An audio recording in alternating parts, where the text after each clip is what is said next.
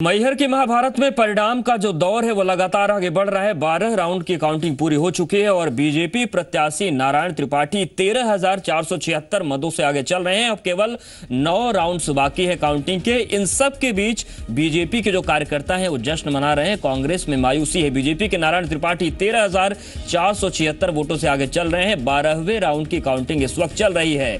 वहीं कांग्रेस की बात करें तो मनीष पटेल लगातार जिस तरीके से अपनी पकड़ खो रहे थे वो 12 राउंड्स तक पहुंचते पहुंचते काफी पीछे हो चुके हैं। बीएसपी की बात करें, समाजवादी पार्टी की बात करें, उनसे उम्मीद ये की जा रही थी चुनाव में कि एक अच्छा वोट बैंक उनका नजर आएगा, लेकिन उनकी तरफ से कुछ खास नहीं हो पाया। लेकिन इन सब के बीच अब सवाल ये भी लगातार उठ रहे हैं कि ये जो जीत है आखिर कहां से चूक हो गई कांग्रेस से। माना जा रहा था कड़ी टक्कर है, लेकिन लगातार कांग्रेस पीछे चल रही है। मैहर उपचुनाव की अब तक की काउंटिंग में बीजेपी उम्मीदवार को मिल रही भारी बढ़त पर शिवराज सिंह चौहान ने कहा कि कार्यकर्ताओं की मेहनत का नतीजा है। जनता को बहुत धन्यवाद। विकास की और जनता के कल्याण की जीत है, भारतीय जनता पार्टी के कार्यकर्ताओं की जीत है। सर, ये कितनी बड़ी चुनौती थी आपके लिए, इसमें आपने जीता? इससे ज्यादा विश्लेषण करने की जरूरत नहीं है। जनता को बहुत धन्यवाद। विकास की और जनता के कल्याण की जीत है, भारतीय जनता पार्टी के कार्यकर्ताओं की जीत है। सर, ये कितनी बड़ी चुनौती थी आपके लिए, इसमें आपने जीता? इससे ज्यादा विश्लेषण करने की जरूरत नहीं है। वहीं स्वास्थ्य मंत्री नरोत्तम मिश्रा का दावा है कि मैहर में बीजेपी की जीत होगी। उन्होंने कहा कि यह कांग्रेस के अस्तित्व की लड़ाई है। उन्होंने कहा कि जिस तरीके से मुख्यमंत्री जनहितैषी नीतियां चला रहे हैं उससे हमारी जीत तय है। कांग्रेस के अस्तित्व की लड़ाई होगी। भारतीय जनता पार्टी तो पूरी तरह से आश्वस्त थी कि जिस तरह की हमारे मुख्यमंत्री माननीय शिवराज सिंह चौहान जी की जनहितैषी नीतियां हैं उससे प्रभावित होकर के निश्चित रूप से भारतीय जनता पार्टी की जीत थी। और इसलिए हमने प्रारंभ में भी जब आपके चैनल ने पूछा था तब कहा था कि हम 100% जीतेंगे। और आप भी देख रहे होंगे कि हम बढ़त आगे हैं और ये हमारी बढ़त काफी जाने वाली है, अभी यहीं थमने वाली नहीं है। वहीं मध्य प्रदेश बीजेपी के प्रदेश अध्यक्ष नंद कुमार चौहान ने मैहर उपचुनाव की जीत पर उन्होंने भरोसा जताया। चौहान ने कहा कि शिवराज सिंह चौहान ने जो काम किए हैं उसके दम पर हम ये चुनाव जीतेंगे।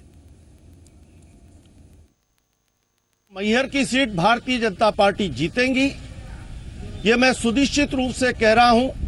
शारदा माई की कृपा से हमारे जननायक शिवराज सिंह चौहान के प्रति प्रदेश भर के जनता का जो भरोसा है, विश्वास है, उनके विकास कार्यों के प्रति जो जनता का भरोसा है, उस बल पर हम ये चुनाव जीत रहे हैं।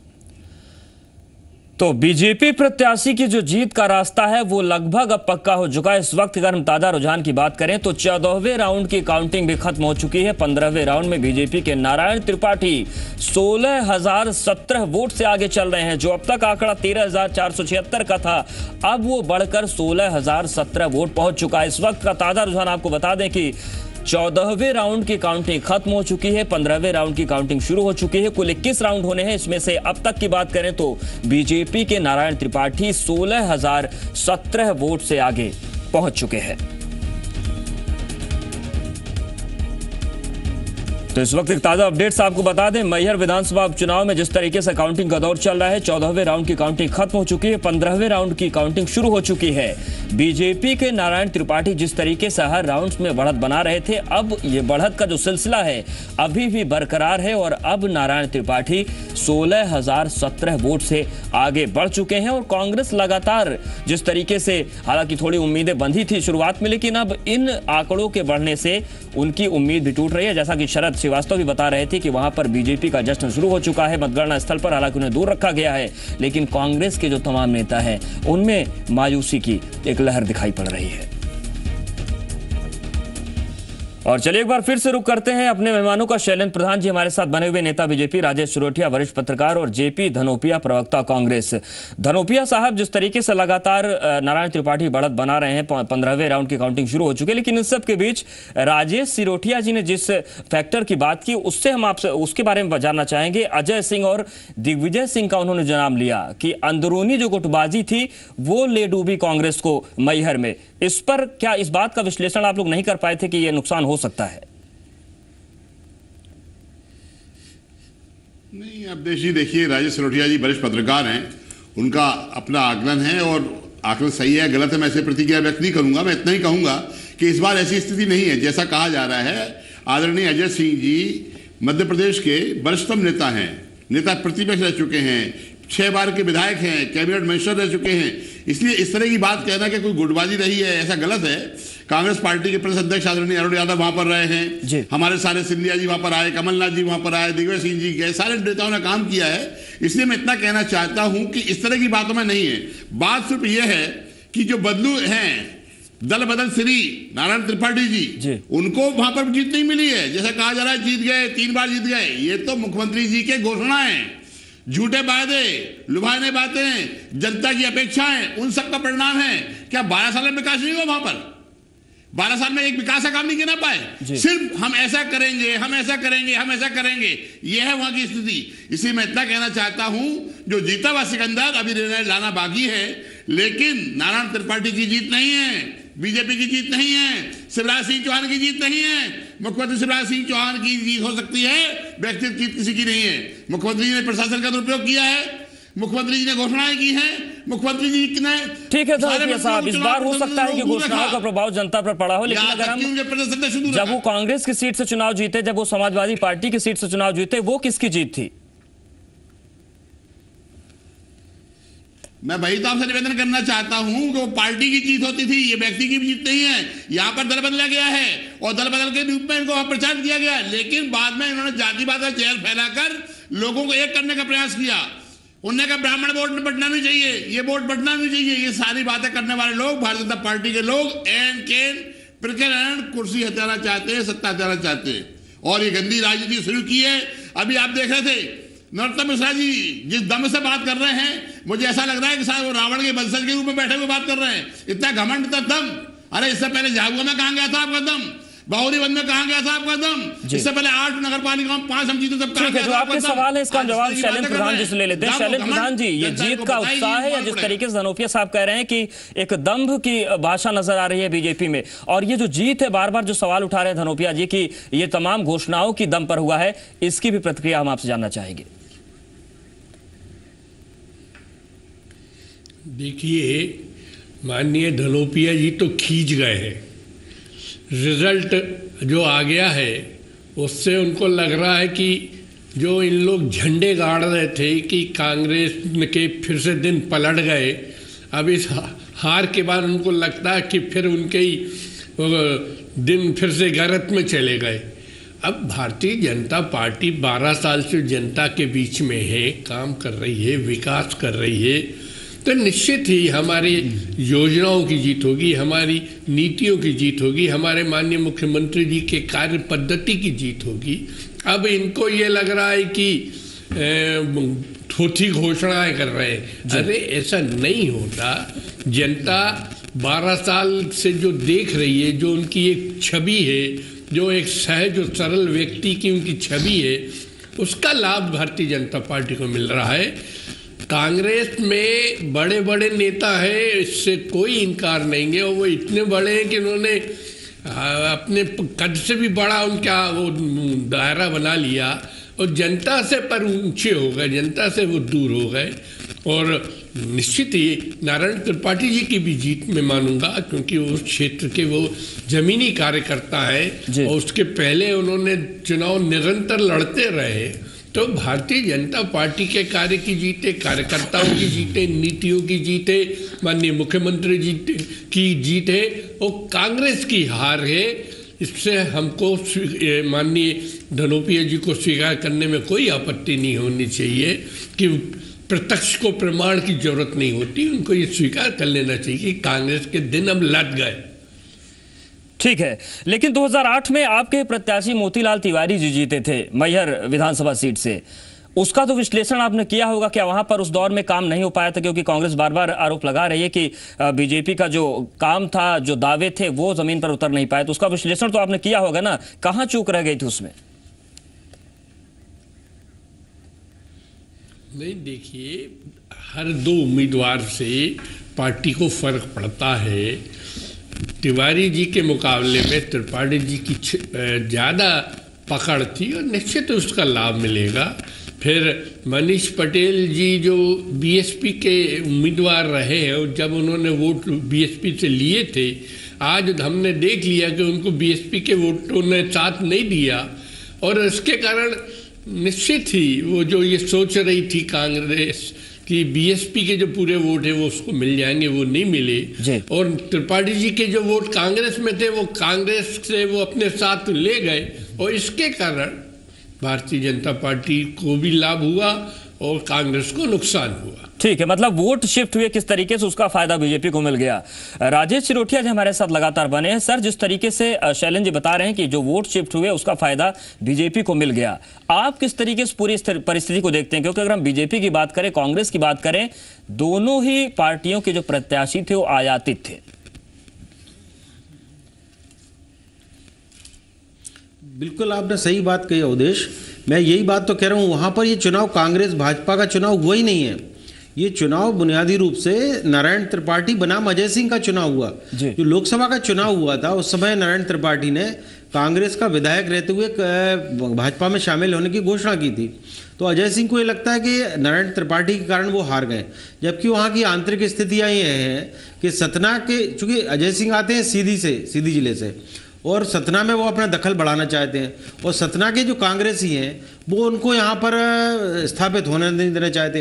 अगर ये नारायण त्रिपाठी चुनाव हार जाते तो अजय सिंह वहाँ पर सतना जिले में स्थापित हो जाते अपने आप को। ये कांग्रेस के अंदर की भी बात है। और चूंकि ये बात कर रहे दल बदलू उनको बोल रहे हैं, देखिए नारायण त्रिपाठी ने एक करेज तो दिखाया कि विधायक रहते हुए विधायक पद छोड़ के, है ना, पार्टी उसने ज्वाइन की तो विधायक पद छोड़ के और फिर दोबारा चुनाव लड़ा। तो दल बदलू तो अवसरवादिता तो नहीं दिखाई ना उन्होंने। अवसरवादी वो था कि 5 साल पूरा कांग्रेस में रहते हो फिर आके बीजेपी में चले जाते एंड टाइम पर, तो अलग बात होती। दूसरी चीज़ ये है यहाँ पर मुद्दा कि ये कांग्रेस का कैंडिडेट था वो भी तो दल बदलू है। मनीष पटेल भी तो बहुजन समाज पार्टी चुनाव लड़े थे, वो 40,000 वोट तब लेके गए थे, आज भी वो 40,000 के आसपास ही हैं। इसका मतलब वो चाहे बहुजन समाज पार्टी से लड़े या कांग्रेस से लड़े, उनकी स्थिति आसपास वहीं पर पड़ रही है। कुल मिलाकर यहाँ पर जो कांग्रेस में जो अंदरूनी, मैं आपको कह रहा हूँ कि बहुत कांग्रेस ने मेहनत बहुत अच्छी की और कांग्रेस के सारे नेता वहाँ पर पहुँचे, लेकिन ये दो जो सिंह बंधु हैं उनके कारण थोड़ा सा वहाँ पर स्थिति बिगड़ी है। और वहाँ के जो ब्राह्मण वोटर हैं वो उनको लगा कि छत्री जो है सब मिलकर ब्राह्मण को वो कर रहे हैं, तो सारे ब्राह्मण एकजुट हो गए। वहाँ पर 50,000 से ज़्यादा तो ब्राह्मण मतदाता हैं। एक बहुत बड़ा फिर बीजेपी का अपना एक सपोर्ट है, जैसे अरविंद मेनन, राजेंद्र शुक्ला, इन लोगों ने भी बहुत सपोर्ट किया। आप देख रहे हैं ना, समाजवादी पार्टी से राजकुमार उर्मिलिया एक ब्राह्मण कैंडिडेट को खड़ा किया था, लेकिन उनको कहाँ 2 या 3 हज़ार वोट मिले हैं। और सबसे बड़ा कांग्रेस को डर लग रहा था कि बीएसपी ज़्यादा वोट नहीं काट ले।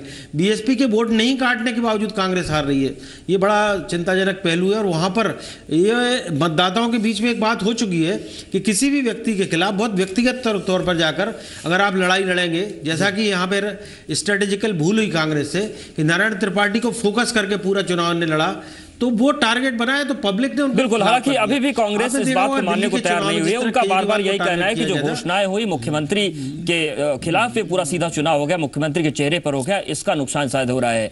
इन सब के बीच प्रतिक्रियाओं का दौर भी चल रहा है। मैहर उपचुनाव की अब तक की काउंटिंग की बात करें तो बीजेपी उम्मीदवार को भारी बढ़त मिल रही है और 16,000 के ऊपर आंकड़ा पहुंच चुका है, अंतर पहुंच चुका है।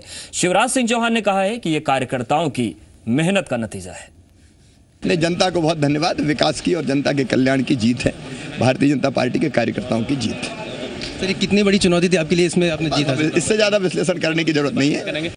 तो 8 राज्यों की 12 जो विधानसभा सीटें हैं उस पर उपचुनाव के जो परिणाम है उसके नतीजे सामने आ रहे हैं। लेकिन अगर सतना की बात करें तो 15वें राउंड की काउंटिंग चल रही है और 16,017 वोटों का जो अंतर है वो इस वक्त बीजेपी प्रत्याशी नारायण त्रिपाठी हासिल कर चुके हैं। और जिस तरीके से चर्चा में लगातार हमारे साथ 3 खास मेहमान बने हैं, शैलेंद्र प्रधान नेता बीजेपी, राजेश सिरोठिया वरिष्ठ पत्रकार और जेपी धनोपिया प्रवक्ता कांग्रेस। जिस तरीके से ब्रेक पहले सिरोठिया साहब ने बताया कि जो असल में समीकरण है सियासी तौर पर उसको कांग्रेस उसका विश्लेषण नहीं कर पाई और कांग्रेस इस चीज को मानने को तैयार भी नहीं है। जेपी धनोपिया साहब का साफ तौर से कहना है कि जो जीत इस वक्त जीत की राह पर बीजेपी अगर चल रही है तो ये केवल और केवल जो लुभावने वादे किए गए थे उनकी जीत है, उनकी वजह से बीजेपी को जीत मिलने जा रही है।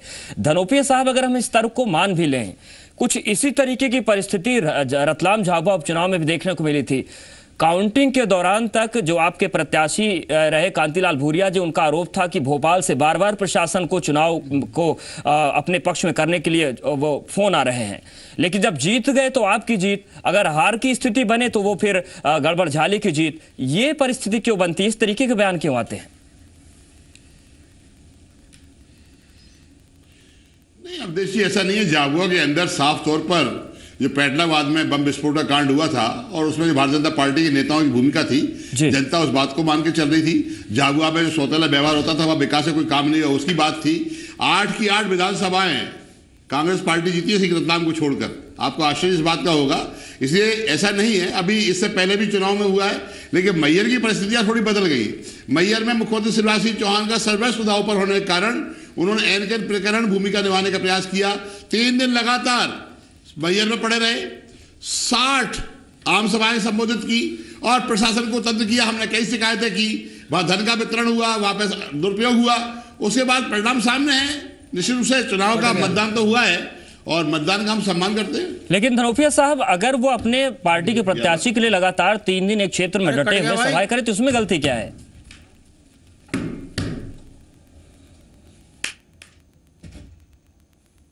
तो धनोपिया साहब से फिर से संपर्क करने की कोशिश करेंगे, लेकिन आपको बता दें कि मैहर का जो मैथमेटिक्स है वो अगर हम आपको बताएं तो 2013 के नतीजे जो थे, बीजेपी के रमेश पांडे को 41,331 मत मिले थे।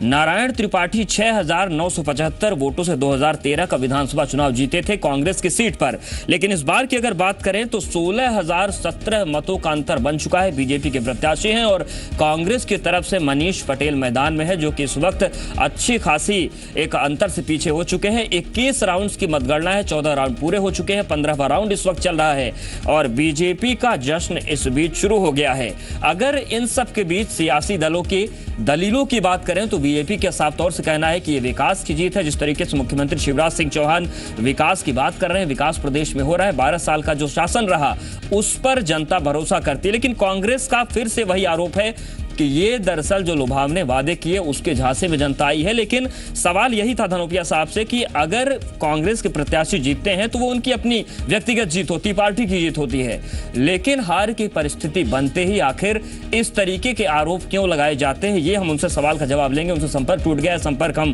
फिर से करेंगे। मैहर का मैथमेटिक्स अगर आपको बताएं, 2013 में नारायण त्रिपाठी कांग्रेस के प्रत्याशी के तौर पर जीते थे, 6,975 वोटों से वो जीत गए थे और बीजेपी के प्रत्याशी की वहां पर हार हुई थी। रमेश प्रसाद बीजेपी के प्रत्याशी थे। लेकिन इस बार कांग्रेस और बीजेपी की बात करें तो दोनों ही तरफ से जो आयातित उम्मीदवार है वो लाए गए। बीजेपी ने कांग्रेस के जो विधायक थे जीते हुए उनको अपना प्रत्याशी बनाया नारायण त्रिपाठी का। वहीं पर मनीष पटेल की अगर बात करें तो उन्होंने बीएसपी के सीट पर चुनाव लड़ा था 2013 में, लेकिन इस बार वो कांग्रेस की सीट पर सामने आए। हालांकि इस पर भी कांग्रेस की दलील रही कि पहले भी वो कांग्रेस के कार्यकर्ता रहे, हालांकि टिकट उनको नहीं दिया जा सका था, इसलिए कांग्रेस को भरोसा था उन पर। लेकिन फिलहाल की जो परिस्थितियां बन रही है 14 राउंड्स की काउंटिंग के बाद, उसमें कांग्रेस के प्रत्याशी को बहुत बड़ी जो अंतर से उनको पीछे किया जा चुका है। ऐसे माना जा रहा है कि बीजेपी की जीत अब लगभग औपचारिकता रह गई है। अब केवल बात करें तो 6 राउंड्स की काउंटिंग बाकी है और इन सब के बीच मैहर की महाभारत में नारायण त्रिपाठी एक बार फिर से सरताज बनने की राह पर नजर आ रहे हैं। अगर हम 2003 की बात करें तो नारायण त्रिपाठी समाजवादी पार्टी की टिकट पर वो चुनाव जीते थे, विधायक बने थे। 2013 की बात करें तो कांग्रेस की सीट पर चुनाव जीते और 2016 में बीजेपी की सीट पर वो चुनाव लड़े और 16,017 मतों का अंतर हो चुका है। तो अब नए अपडेट सामने आ गए हैं। बीजेपी के नारायण त्रिपाठी 18,012 वोटों से आगे चल रहे हैं। 15वें राउंड की काउंटिंग चल रही है। आपको बता दें कि थोड़ी देर पहले हमने आपको बताया था कि 16,017 वोटों से वो आगे चल रहे हैं, लेकिन अब ये आंकड़ा अब 2,000 और आगे बढ़ गया है और नारायण त्रिपाठी ने 18,000 मतों का जो अंतर है वो बना लिया है। बीजेपी के नारायण त्रिपाठी 18,012 वोटों से आगे चल रहे हैं और 15वें राउंड की काउंटिंग चल रही है। मतलब इसके बाद 6 राउंड की काउंटिंग और भी होगी।